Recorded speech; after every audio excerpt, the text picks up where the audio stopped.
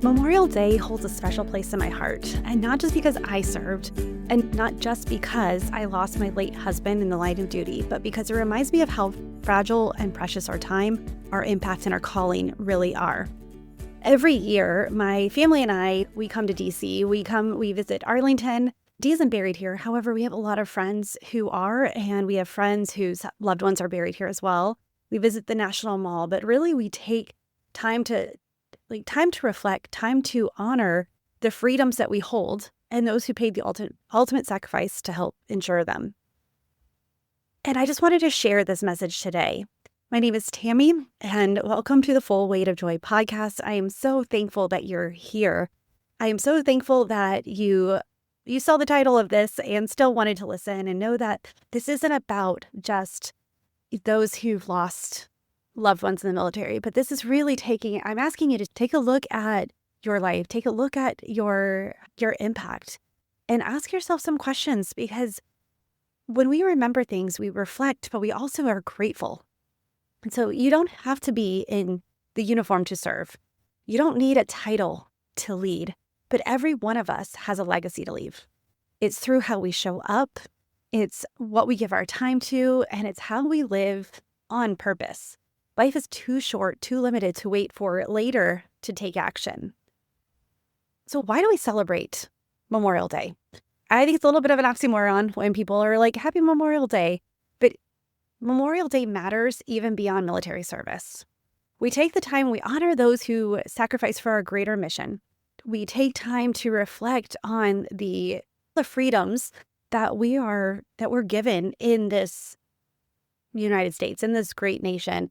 And though we may not always see eye to eye, a little tongue in cheek there, the reason why we get to talk about what we agree with and what we don't agree with, the reason why we get to even have an opinion is because of the freedoms we're given.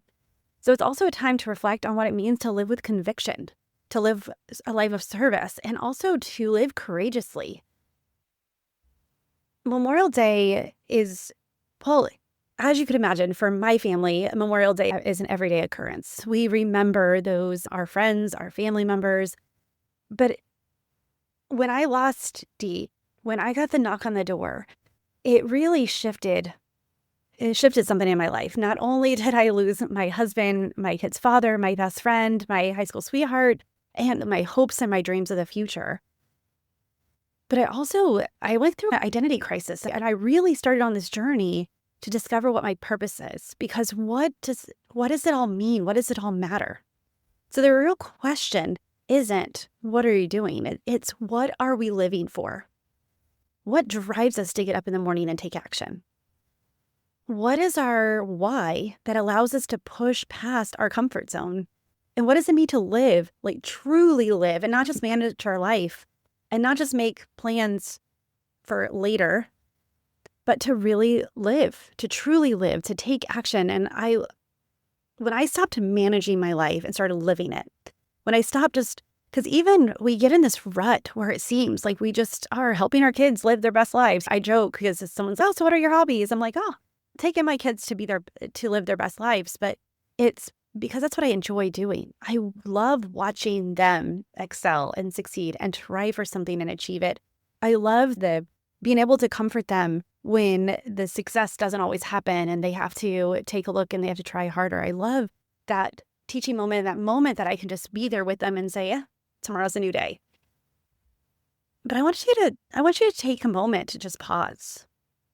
I want you to think about what you are living for. Are your actions aligned with your values? Are they? Because when I start looking and we start managing things, right? We get in this flow, we get in this cycle of just getting things done. And if you're not intentional about having your actions align with your values, a lot of times it doesn't naturally happen. It doesn't happen in a way that just, I look back and all of my values came to fruition. No, we have to take intentional steps. And I look every week, I ask myself, where are my values showing up? Now, it would be a great life if everything on our calendar, were our top 3 core values. I know that's not really really viable. Like, I know that's not really a thing because paying bills, I would say in the top 100, you wouldn't see paying bills. However, integrity and taking care of responsibilities and things, those are in there. But again, like, our actions need to reflect what matters to us. Our calendar needs to reflect what matters to us. And so I just want to encourage you this week. I want to encourage you to take some time and ask yourself, like, what do you want to be remembered for? What legacy are you building through your leadership, big or small, at home or with others? Because no matter if you're living, if you're breathing, you've been called to lead something, whether it's your life, whether it's others, whether it's in directly or indirectly, whether you're a parent, whether you're an aunt, whether you're an uncle. We're called to leadership. We're called to impact. We're called to make a difference. We're called to serve. And the last question I want you to think of is, where do you need to realign your life with your deeper purpose? When we allow ourselves to ask these questions and really answer them, allow yourself to be honest. And because a lot of times we're afraid of what the answer is. Don't be afraid. Give yourself this gift of acknowledgement and recognition of bringing it to light, because when things are brought to light, they lose power, and we can gain momentum. When they're brought to light, then we can see the why and we can go for what we want and make those shifts and changes, because it's not just about what we do. It's not just about the actions themselves, but it's the why behind. And the biggest thing I want you to do is I want you to look at those things. What do you want to be remembered for? What legacy are you building through your leadership? And where do you need to realign your life with your deeper purpose? And I want you to do something that I have cultivated this practice in my life, but it's the practice of gratitude. Gratitude is grounding. It shifts from performance into presence. It allows us to be grateful for things that we have and things that we're going to have or going to get or things we're going to do. It's really more about just being in the moment and being thankful. Like, we all know there is so much, I don't know why I'm losing words today, so much evidence about how gratitude shifts our perspective, how gratitude grounds us and it elevates our life, it enhances our life. It allows us to really live life. Because if we don't acknowledge the things, like if we don't sit and we talk about what we're grateful for, a lot of times we will blow past them. We won't see the gratefulness around us. This year I've started the practice, and like, my word of the year is favor. And here we are, we're almost halfway through the year. Can you believe that? And I ask myself each week, where has favor shown up in my life? And even as little things happen, I show my gratefulness for the favor of God, for the favor that came that I didn't expect or I did not deserve, but it just came because God is a good God. And so take this gratitude as a grounding practice and shift from performance into presence. Be in the moment, because you come so far. And when you start looking at the gratefulness, when you look at the gratitude, things shift because you see where you came from. You see where you started. And then you can also get an idea from where you want to go.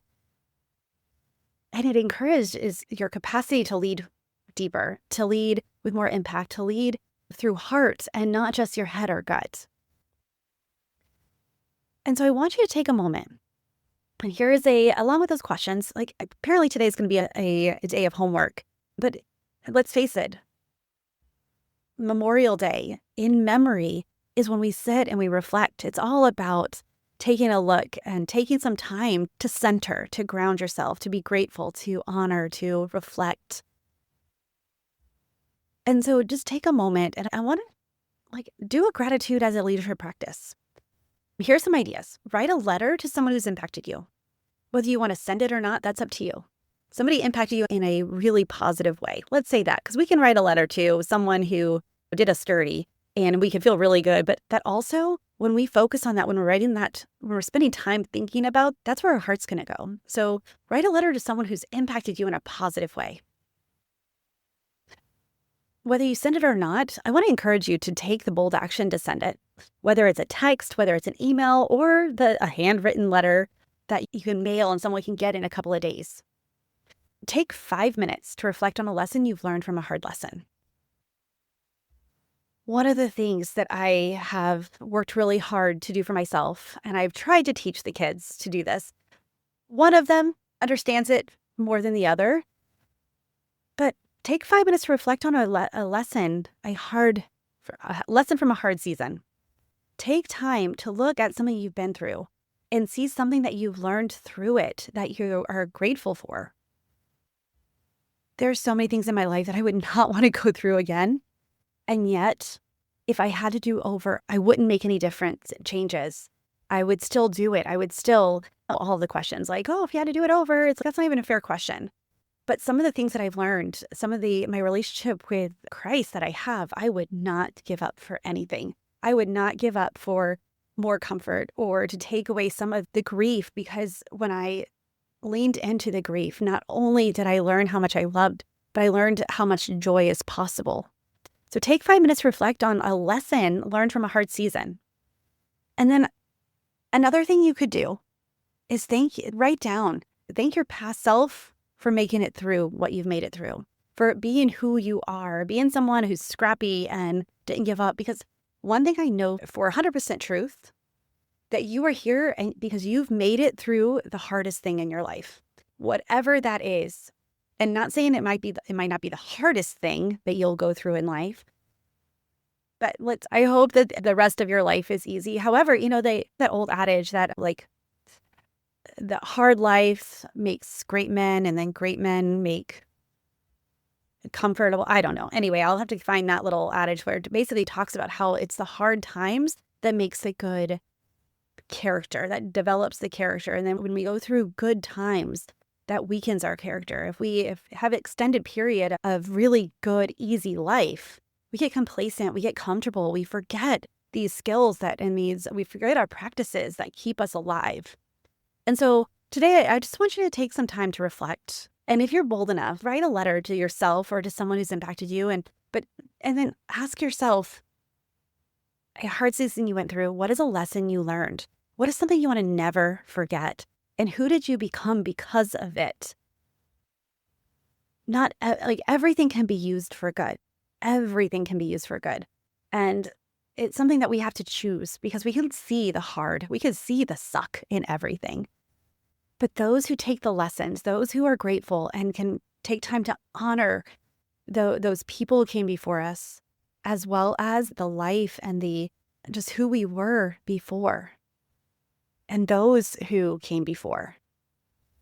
That's what makes life matter. That's what it drives us. It pushes us to be better than we were yesterday, and to make the impact even when we're uncomfortable, to take the action even when we don't see what's next, and allow us to really dive in and go for who we're called to be, to align with our deeper purpose, and to become the person God's called us to be, to find out how we're wired.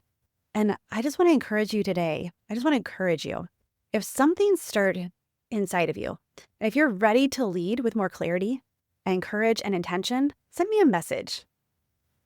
If you want to begin building your life and leadership around what truly matters, I'd love to walk that road with you. I'd love to show you the path that I've taken and so many before you. I'd love to show you what's possible when you say yes to yourself. So friend, get on my calendar. Let's get on a call, and let's just talk about what it means for you to live with clarity, courage, and intention. Because I guarantee it's not the same thing that it means for me. We may have current elements. However, we're so personal. Our experiences are so unique that sometimes it takes someone to say, do you not see what God's been doing in your life? Do you not see how everything you've been through is built you to this moment to take that courageous action? There we go. All right, friend. Thank you so much. I appreciate the time that you spent. I encourage you to take some time today or this week, whenever you're listening to this episode. And I am so grateful for you. I wouldn't even have this podcast if it wasn't for you to keep tuning in and listening. If you haven't left me a rate or review, please consider doing that. It means a lot to me, and it helps others find the podcast. I've got some exciting things coming up this summer for the podcast. I've got a big change coming with the podcast. And if you want to be in the know, if you want to know before the know, reach out to me, get on my email list. And I'm starting a new email this summer talking to just ways to inspire you throughout the week, ways of reflection moments and things that you can do to build your leadership, to live with clarity, courage, and intention. All right, friends, that is all. Thank you again, and choose joy until joy chooses you. And I can't wait to see you soon. Bye for now.